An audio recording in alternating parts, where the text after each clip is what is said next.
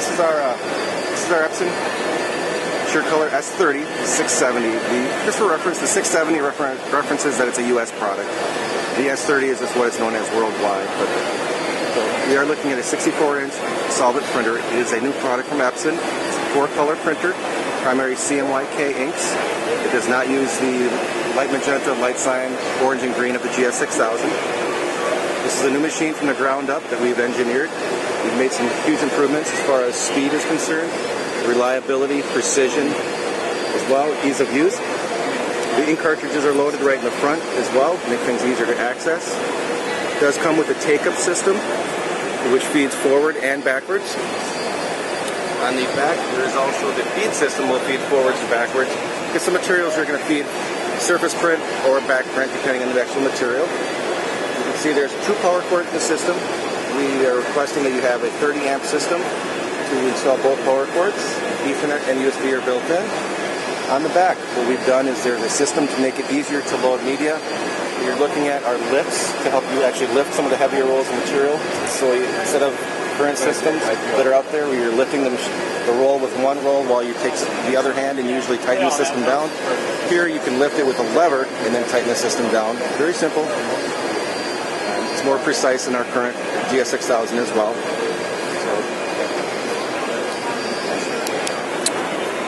So what are some of the main differences between the Epson S30 and the current Epson GS6000 that's out on the market? This is a 4-color printer, so it's going to have a little bit smaller color gamut without the orange and green ink.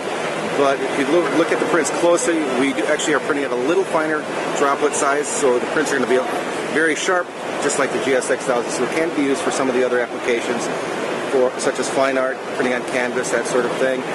When you're printing on canvas, you can get very sharp images, but again, depending on what your expectations are as far as color gamut, the GS6000 is going to print a little larger with the extra inks in it.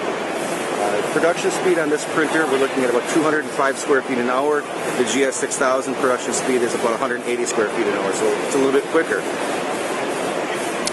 So what's some of the maintenance that's required for this printer? Maintenance is very similar to the GS6000. What we ask you to do is about twice a month go through and clean the system, and that's fairly straightforward, where you're just going to wipe off the platen, which is where the actual printing is done. You're going to wipe off the heads, that sort of thing. We give you cleaning swabs to do that. We give you an extra flushing tank, which is where the ink is going to go when it does a cleaning cycle. We give you enough consumables basically to do maintenance on your system for a complete year, and then you can buy additional kits after that as needed. Or you might also need to do it depending on your volume of usage. If you're a high volume shop, you might need to purchase a couple extra kits. Again, all depending on your workflow. So we have a lot of customers who do a lot of G-clay and fine art prints. How will this handle printing on some fine art paper that's out on the market, as well as some canvas that's out on the market? It should work very well. See, a lot of customers nowadays, depending on what their expectations are with canvas, some people that do canvas prints want the utmost in quality, and as I mentioned, the GS is going to still be doing that, but a lot of people that do canvases are reproducing older files that didn't have the huge color gamut in them to begin with. So you're looking at a machine that's a lower cost machine to purchase than the GS6000. The price on it is $16,995 at list. That does include the Onyx Gamma Print Pro Rip.